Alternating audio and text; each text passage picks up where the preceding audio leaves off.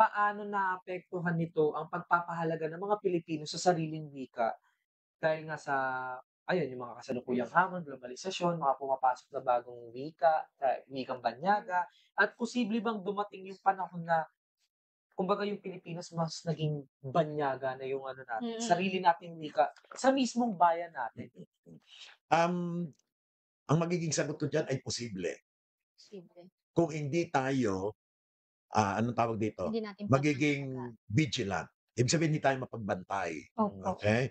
Paghahayaan natin at, Mm, siguro mabanggit ko at baka nakita niyo rin bilang mga journalism student na Yes. mag-aaral sa mm. journalism, alam ko ay, hindi kayo nahuhuli sa balita. Opo. Okey, baka Dapat. napansin ninyo baka napansin dapat.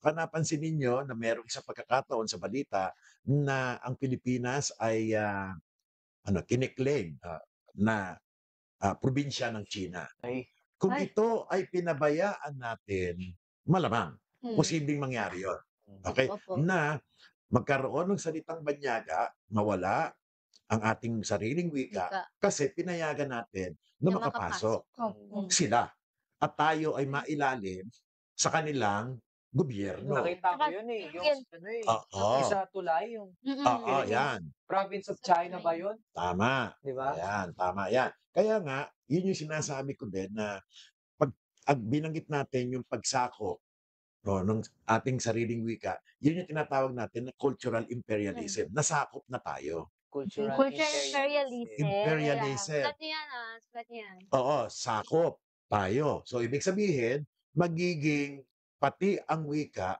na parte ng kultura ng Mm, Pilipinas ay mawawala, Mababago. mababago. mm. Lahat tayo magiging Tsino, Wag naman Which is po. 'wag mahirap, naman. Oo, mahirap mahirap. yun. Oo.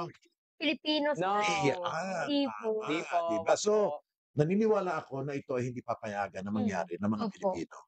Opo. Okay, so tayo dapat nakabantay, Mm, aalagaan, payabungin, pagyamanin, panayin. patuloy na gamitin ang sariling wika. Wika. Opo. Okay. Kasi pangit naman po na umabot tayo sa punto na hindi na po ginagamit yung sarili nating wika sa sarili pa po nating Bansa. bansa. Ano pa ang silbi Totoo. natin na nandito tayo Opo. sa sariling bansa kung hindi mo gagamitin yung sariling wika? Hmm.